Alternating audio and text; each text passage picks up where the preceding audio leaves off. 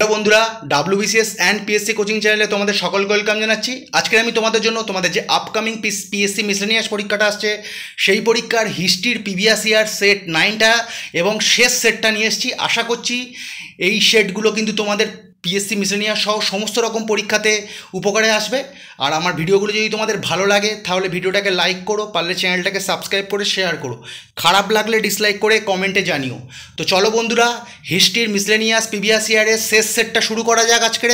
চলো, প্রথম প্রশ্ন, শেরশাহের সেনাপতি কে ছিল? মিসলেনিয়াস 2009। অপশানগুলো দেখে নেওয়া যাক। Option 1 Diler Khan, option 2 Brahmajit Gaur, option 3 Shaista Khan, option 4 Jai Singh. সঠিক উত্তর কী হবে? সঠিক উত্তর হবে ব্রহ্মজিৎ গৌড়। পরের প্রশ্ন বন্ধুরা, কোন মুঘল সম্রাটকে জিন্দাবীর বলা হতো? মিসলেনিয়াস 2009। অপশানগুলো দেখে নেওয়া যাক। অপশান 1 ঔরঙ্গজেব, অপশান 2 আকবর, অপশান 3 বাবর, অপশান 4 হুমায়ুন। সঠিক উত্তর হবে ঔরঙ্গজেব। চলো বন্ধুরা, পরের প্রশ্ন, কোন মহিলা 1925 সালের কংগ্রেস অধিবেশনে সভাপতিত্ব করেন? মিসলেনিয়াস 2009। অপশানগুলো দেখে নেওয়া যাক। Option 1 Sarojini Naidu, option 2 Padmaja Naidu, option 3 Annie Besant, option 4 Pritilata Waddedar. সঠিক উত্তর কী হবে? সঠিক উত্তর হবে সরোজিনী নাইডু। তিনি কোথায় কোন অধিবেশনে সভাপতিত্ব করেছিলেন? কানপুর অধিবেশনে। আর এই সম্বন্ধে একটা নোট তোমাদের আমি লেখা হয়নি, তোমাদের আমি বলে দিচ্ছি। সরোজিনী নাইডু ছিল ভারতবর্ষের প্রথম ভারতীয় মহিলা সভাপতি, যিনি 1925 সালের কানপুর কংগ্রেস অধিবেশনে কিন্তু সভাপতিত্ব করেছিলেন। তাহলে যদি আসে যে প্রশ্নে ভারত জাতীয় কংগ্রেসের প্রথম ভারতীয় মহিলা সভাপতি, তিনি হলেন সরোজিনী নাইডু, যিনি 1925 সালের কানপুর অধিবেশনে সভাপতিত্ব করেছিলেন। আর জাতীয় কংগ্রেসের প্রথম মহিলা সভাপতি তিনি ছিলেন অ্যানি বেসান্ত, যিনি 1917 সালের কলকাতা কংগ্রেস অধিবেশনে কিন্তু সভাপতিত্ব করেছিলেন। আর এই সময় তোমাদের আরেকটু জানিয়ে রাখি যে স্বাধীন ভারতের প্রথম মহিলা গভর্নর যদি তোমাদের জানতে চাওয়া হয়, তিনি ছিলেন সরোজিনী নাইডু। 1947 থেকে 49 পর্যন্ত উত্তরপ্রদেশের গভর্নর পদে অধিষ্ঠিত ছিলেন। আর তার কন্যা পদ্মজা নাইডু ছিলেন দীর্ঘকালীন গভর্নর। তিনি পশ্চিমবঙ্গের গভর্নর পদে অধিষ্ঠিত ছিলেন 1956 থেকে 1967। চলো বন্ধুরা, পরের প্রশ্ন, তাহলে তোমার যদি প্রশ্নে আসে যে ভারতবর্ষের প্রথম মহিলা গভর্নর স্বাধীন ভারতবর্ষে, তখন হবে সরোজিনী নাইডু। আর যদি বলে যে কোন মহিলা সব থেকে দীর্ঘ সময়ের জন্য গভর্নর পদে অধিষ্ঠিত ছিলেন, তখন সঠিক উত্তর হবে পদ্মজা নাইডু, যিনি পশ্চিমবঙ্গে 1956 থেকে 1967 সাল পর্যন্ত কিন্তু দীর্ঘ 11 বছর গভর্নর পদে অধিষ্ঠিত ছিলেন এবং তিনি সরোজিনী নাইডুর কন্যা ছিলেন। আচ্ছা, পরের প্রশ্ন, কে বলেছিলেন স্বরাজ আমার জন্মগত অধিকার? Miscellaneous 2009। Option 1 Bipin Chandra Pal, option 2 বাল গঙ্গাধর তিলক, অপশান 3 লালা লাজপত রায়, অপশান 4 গোপাল কৃষ্ণ গোখলে। সঠিক উত্তর হবে বাল গঙ্গাধর তিলক। কে বলেছিলেন স্বরাজ আমার জন্মগত অধিকার? বাল গঙ্গাধর তিলক। চলো বন্ধুরা, পরের প্রশ্ন, বাংলাতে স্বাধীন নবাবী বংশের প্রতিষ্ঠাতা কে ছিলেন? মিসলেনিয়াস 2009। অপশানগুলো দেখে নেওয়া যাক। Option 1 Shamsuddin Ilyas Shah, option 2 Murshid Quli Khan, option 3 Hossain Shah, option 4 Alivardi Khan. সঠিক উত্তর কী হবে? সঠিক উত্তর হচ্ছে মুর্শিদ কুলি খাঁ। আর এই মুর্শিদ কুলি খাঁ সময় তোমাদের আমি প্রিভিয়াস হিস্ট্রির যে সেটগুলোতে ওখানে কিন্তু আমি নোট দিয়ে রেখেছি, তোমরা দেখে নিও। কিছু মুর্শিদ কুলি খাঁ সম্বন্ধে কিছু গুরুত্বপূর্ণ নোট আছে। আজকে আমি কিন্তু বেশি নোট দিতে পারিনি, কারণ হিস্ট্রির সেটটা আমি আজকেরই পুরো শেষ করতে চাইছিলাম, কারণ তারপরে আমি অন্য সাবজেক্টের সেটগুলো কিন্তু তাহলে তাড়াতাড়ি আপলোড করতে পারবো। আজকের হিস্ট্রির শেষ সেটটা আমি তাড়াতাড়ি শেষ করতে চাইছিলাম বলেই বেশি নোট তোমাদের জন্য আনতে পারিনি। তো চলো বন্ধুরা, পরের প্রশ্ন, অর্থশাস্ত্রের রচয়িতাকে? Miscellaneous 2009। Option 1 Bindusara, option 2 Pushyamitra, option 3 Kautilya, option 4 Chandragupta Maurya. সঠিক উত্তর কী হবে? সঠিক উত্তর হবে কৌটিল্য। চলো বন্ধুরা, পরের প্রশ্ন, কোন মধ্যযুগীয় শাসক প্রথম ঐশ্বরিক নরপতিত্বের আদর্শ প্রচার করেছিলেন? মিসলেনিয়াস 2011। অপশানগুলো দেখে নেওয়া যাক। Option 1 Iltutmish, option 2 Balban, option 3 Firoz Tughlaq, option 4 Alauddin Khalji. সঠিক উত্তর কী হবে? সঠিক উত্তর হবে গিয়াসউদ্দিন বলবন। তাহলে কোন মধ্যযুগীয় শাসক প্রথম ঐশ্বরিক নরপতিত্বের আদর্শ প্রচার করেছিলেন? গিয়াসউদ্দিন বলবন। চলো বন্ধুরা, পরের প্রশ্ন, বুদ্ধ কবে জন্মগ্রহণ করেন? মিসলেনিয়াস 2011। অপশানগুলো দেখে নেওয়া যাক। অপশান 1 523 খ্রিস্টপূর্বাব্দ, 563 খ্রিস্টপূর্বাব্দ, অপশান 3 623 খ্রিস্টপূর্বাব্দ, অপশান 4 602 খ্রিস্টপূর্বাব্দ। সঠিক উত্তর কী হবে? সঠিক উত্তর হবে আনুমানিক 563 খ্রিস্টপূর্বাব্দে গৌতম বুদ্ধ জন্মগ্রহণ করেছিলেন। চলো বন্ধুরা, পরের প্রশ্ন, শেষ মৌর্য সম্রাট কে ছিলেন? মিসলেনিয়াস 2011। অপশানগুলো দেখে নেওয়া যাক। Option 1 Ashok, option 2 Brihadratha, option 3 দ্বিতীয় চন্দ্রগুপ্ত, অপশান 4 পুষ্যমিত্র শুঙ্গ। সঠিক উত্তর কী হবে? সঠিক উত্তর হবে বৃহদ্রথ। পরের প্রশ্ন বন্ধুরা, নিম্নলিখিত কোন ব্যক্তি দিনী ইলাই গ্রহণ করেছিলেন? মিসলেনিয়াস 2011। অপশানগুলো দেখে নেওয়া যাক। অপশান 1 মান Singh, option 2 Todar Mal, option 3 Tansen, option 4 Birbal. সঠিক উত্তর কী হবে? সঠিক উত্তর হবে বীরবল। পরের প্রশ্ন বন্ধুরা, ইন্ডিকা কে রচনা করেন? মিসলেনিয়াস 2011। অপশানগুলো দেখে নেওয়া যাক। Option 1 Fahien, option 2 Hiuen Tsang, option 3 I Tsing, option 4 Megasthenes. সঠিক উত্তর কী হবে? সঠিক উত্তর হবে মেগাস্তিনিস। চলো বন্ধুরা পরের প্রশ্ন, অধীনতামূলক মিথ্যতা নীতি কে প্রবর্তন করেছিলেন? মিসলেনিয়াস 2011। এই প্রশ্নটা আগের দিনও দেখেছো এসছে সেটে। Option 1 Dalhousie, option 2 Wellesley, option 3 Ripon, option 4 Minto. সঠিক উত্তর কী হবে? সঠিক উত্তর হবে ওয়েলেসলি। এই সম্বন্ধে নোট দেখো, আগের দিন আমি দিতে পারিনি, খুব গুরুত্বপূর্ণ নোটটা মিস গেছে। কত সালে তিনি প্রবর্তন করেছিলেন এটা যথারীতি আসে না, তাও দিয়েছি আমি। 1798 সালে লর্ড ওয়েলেসলি অধীনতামূলক মিথ্যতা নীতি প্রবর্তন করেছিলেন। এবারে আসে যে প্রথম কোন রাজ্য কিন্তু এই অধীনতামূলক মিত্রতা নীতি গ্রহণ করেছিলেন? সঠিক উত্তর হবে হায়দ্রাবাদ। আর কে? হায়দ্রাবাদের নিজাম আলী খান। আলী খান প্রথম এই অধীনতামূলক মিত্রতা নীতি বা সাবসিডিয়ারি অ্যালায়েন্স কিন্তু অ্যাকসেপ্ট করেছিলেন। ঠিক আছে বন্ধুরা, চলো পরের প্রশ্ন, ভারতের সর্বপ্রথম কিভাবে ইসলাম ধর্মের সংস্পর্শে আসে? ভারত সর্বপ্রথম কিভাবে ইসলাম ধর্মের সংস্পর্শে আসে? মিসলেনিয়াস 2013। অপশানগুলো দেখে নেওয়া যাক। অপশান 1 আরবদের সিন্ধু আক্রমণ দ্বারা, অপশান 2 তুর্কিদের ভারত আক্রমণ দ্বারা, অপশান 3 সুফি ফকিরগণ বা আরবীয় পরিবাজক দ্বারা, অপশান 4 মালাবার উপকূলের আরব বণিক দ্বারা। সঠিক উত্তর কী হবে? সঠিক উত্তর হবে সুফি ফকিরগণ ও আরবীয় পরিব্রাজক দ্বারা ভারতবর্ষ সর্বপ্রথম ইসলামের ধর্মের সংস্পর্শে এসেছিল। চলো বন্ধুরা পরের প্রশ্ন, কাকে শেরি পাঞ্জাব বলা হতো? মিসলেনিয়াস 2013। অপশানগুলো দেখে নেওয়া যাক। Option 1 Ranjit Singh, option 2 Amar Singh, option 3 Lala Lajpat Rai, option 4 Bhagat Singh. সঠিক উত্তর হবে লালা লাজপত রায়। তাকে শেরি পাঞ্জাব বা পাঞ্জাব কেশরীয় নামে ডাকা হতো, তোমরা জানো। আজকে কিন্তু বেশি নোট দিতে পারিনি তোমাদের, আমি পরে কিন্তু আবার যখন আলাদাভাবে পড়াবো তখন কিন্তু ভালো করে নোট দিয়ে দেবো। চলো বন্ধুরা পরের প্রশ্ন, কার অনুপ্রেরণায় ইয়ং বেঙ্গল মুভমেন্ট সংগঠিত হয়? মিসলেনিয়াস 2013। অপশানগুলো দেখে নেওয়া যাক। Option 1 Madhusudan Dutta, option 2 Henry Louis Vivian Derozio, option 3 Krishnamohan Banerjee, option 4 Ramgopal Ghosh. সঠিক উত্তর কী হবে? সঠিক উত্তর হবে হেনরি লুই ভিভিয়ান ডিরোজিও, যিনি জুবেনিস ছদ্মনামে কিন্তু কবিতা লিখতেন, তোমরা সবাই জানো। তো চলো বন্ধুরা পরের প্রশ্ন, কে আইনি আকবরী রচনা করেছিলেন? মিসলেনিয়াস 2013। অপশানগুলো দেখে নেওয়া যাক। Option 1 Abul Fazal, option 2 Badayuni, option 3 Faizi, option 4 Gulbadan Begum. সঠিক উত্তর কী হবে? আবুল ফজল। আইনি আকবরী রচয়িতাকে আবুল ফজল।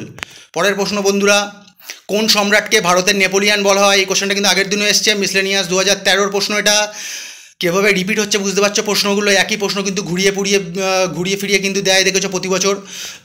অপশানগুলো দেখে নেওয়া যাক। Option 1 Ashok, option 2 Kanishka, option 3 Samudragupta, option 4 দ্বিতীয় চন্দ্রগুপ্ত। সঠিক উত্তর কী হবে? সঠিক উত্তর হবে সমুদ্রগুপ্ত। আর তাকে উপাধিটা কে দিয়েছিলেন? ঐতিহাসিক ভিনসেন্ট স্মিথ। চলো বন্ধুরা পরের প্রশ্ন, কে ইন্ডিয়ান ন্যাশনাল আর্মির পরিচালনার ভার অর্পণ করেছিলেন সুভাষচন্দ্র বসুকে, যিনি পরে এর নামকরণ করেন আজাদ হিন্দ ফৌজ? মিসলেনিয়াস 2013 প্রশ্ন। অপশানগুলো দেখে নেওয়া যাক। Option 1 captain Mohan Singh, option 2 Rashbehari Bose, option 3 Shah Nawaz খান, অপশান 4 লক্ষ্মীবাই। সঠিক উত্তর কী হবে? সঠিক উত্তর হবে রাসবিহারী বোস। আচ্ছা এই সম্বন্ধে কিন্তু তোমাদের একটা নোট দেখবে যে মিসলেনিয়াসের ক্লার্কশিপের জন্য আমি কিন্তু প্রিভিয়াস ইয়ার নয়, নর্মাল 5টা সেট আপলোড করে রেখেছি, তাতে একটা শুধু ইতিহাসের সেট আছে, সেখানে কিন্তু এই ইন্ডিয়ান ন্যাশনাল আর্মি সম্বন্ধে একটা ভালো নোট দিয়ে রেখেছি। তাও তো তোমাদের আমি কিছু জানিয়ে রাখছি, ইন্ডিয়ান ন্যাশনাল আর্মি বা আইএনএ গঠন করেছিল কে যদি আসে? প্রতিষ্ঠা করেছিলেন ক্যাপ্টেন মোহন সিং। কত সালে? 1942 সালে। আর 1943 সালে রাসবিহারী বোস কিন্তু এটা নেতাজি সুভাষচন্দ্রকে এর ভার অর্পণ করেন। আর নেতাজি সুভাষচন্দ্র বসু এর নাম পরিবর্তন করে রাখে আজাদ হিন্দ ফৌজ। চলো বন্ধুরা পরের প্রশ্ন, আর কোথায় যদি আসে যে প্রশ্ন আসে যায় ইন্ডিয়ান ন্যাশনাল আর্মি কে প্রতিষ্ঠা করেছিলেন আর কোথায়? ক্যাপ্টেন মোহন সিং প্রতিষ্ঠা করেছিলেন 1942 সালে, আর সিঙ্গাপুরে প্রতিষ্ঠা করেছিলেন। তো চলো বন্ধুরা পরের প্রশ্ন, তোমরা ওই নোটটা দেখে নিও। দিল্লির সুলতানিতে কোন বিখ্যাত কবিকে হিন্দুস্তানের তোতা পাখি বলে অভিহিত করা হয়? মিসলেনিয়াস 2013। অপশানগুলো দেখে নেওয়া যাক। Option 1 Ziauddin Barani, option 2 উদ্বি, option 3 আল বিরুনি, অপশান 4 আমির খসরু। সঠিক উত্তর কী হবে? সঠিক উত্তর হবে আমির খসরু। কাকে হিন্দুস্তানের তোতা পাখি বলা হতো? আমির খসরু। চলো বন্ধুরা পরের প্রশ্ন, এগুলির মধ্যে কোনটি কালিদাসের রচনা? Miscellaneous 2013। Option 1 Kadambari, option 2 Harshacharita, option 3 Gitagovinda, option 4 Raghuvamsha. সঠিক উত্তর হবে কালিদাস। তোমরা বুঝতেই পারছো, কাদম্বরী হচ্ছে বাণভট্ট রচনা, হর্ষচরিত বাণভট্টের রচনা, গীতগোবিন্দ জয়দেবের, তার রঘুবংশ হচ্ছে কালিদাসের রচনা। চলো বন্ধুরা পরের প্রশ্ন, কোন গভর্নর জেনারেল ভারতে পাশ্চাত্য শিক্ষা প্রচলনে উদ্যোগী হয়েছিলেন? মিসলেনিয়াস 2013। অপশানগুলো দেখে নেওয়া যাক। Option 1 Lord Cornwallis, option 2 Lord William Bentinck, option 3 Lord Ripon, option 4 Lord Curzon. সঠিক উত্তর হবে লর্ড উইলিয়াম বেন্টিক। তাহলে কোন গভর্নর জেনারেল ভারতে পাশ্চাত্য শিক্ষা প্রচলনে উদ্যোগী হয়েছিলেন? Lord William Bentinck. খুব গুরুত্বপূর্ণ প্রশ্ন, এটা কিন্তু তোমরা ভালো করে দেখে মনে রেখো, প্রশ্নটা কিন্তু প্রচুর পরীক্ষাতে কিন্তু রিপিট হয়। এই সম্বন্ধে কিন্তু কিছু নোট আমি পরে দিয়ে দেবো। এই কোশ্চেনটা কিন্তু খুবই গুরুত্বপূর্ণ। মেকলেস মিনিট 1835 সালে যে প্রতিবেদন পেশ করেছিল পাশ্চাত্য শিক্ষা প্রসারের উদ্যোগে, সেটা কিন্তু লর্ড উইলিয়াম বেন্টিকি কিন্তু কার্যকরী করেছিলেন। এটা সম্বন্ধে পরে তোমাদের জানিয়ে দেবো। চলো বন্ধুরা, পরের প্রশ্ন, কে ঘোষণা করেন করো অথবা মরো? Miscellaneous 2018। Option 1 Mahatma Gandhi, option 2 Jawaharlal Nehru, option 3 Rajendra Prasad, option 4 Lala Lajpat Rai. সঠিক উত্তর হবে মহাত্মা গান্ধী। পরের প্রশ্ন বন্ধুরা, শকুন্তলম কে লিখেছিলেন? মিসলেনিয়াস 2018। অপশানগুলো দেখে নেওয়া যাক। Option 1 Krittibas, option 2 Valmiki, option 3 Kautilya, option 4 উপরের কোনোটাই নয়। শকুন্তলম কে লিখেছিলেন? মিসলেনিয়াস 2018 প্রশ্ন। সঠিক উত্তর হবে এখানে যে কটা অপশান আছে উপরের কোনোটাই নয়। শকুন্তলম কে লিখেছিলেন? অভিজ্ঞান শকুন্তলম লিখেছিলেন কালিদাস। তাহলে এখানে সঠিক উত্তর কী হবে? কালিদাস। আর এখানে অপশান ওয়াইজ সঠিক উত্তর কী হবে? উপরের কোনোটাই নয়। গ্রেট আলেকজান্ডার এশিয়া বিজয় করে ভারতে প্রবেশ করেন। অপশানগুলো দেখে নেওয়া যাক। অপশান 1 563 থেকে 483 খ্রিস্টপূর্বাব্দে, অপশান 2 336 থেকে 323 খ্রিস্টপূর্বাব্দে, অপশান 3 2500 থেকে 1500 খ্রিস্টপূর্বাব্দে, অপশান 4 600 খ্রিস্টপূর্বাব্দে। সঠিক উত্তর এখানকার অপশান অনুযায়ী 336 থেকে 323 খ্রিস্টপূর্বাব্দে।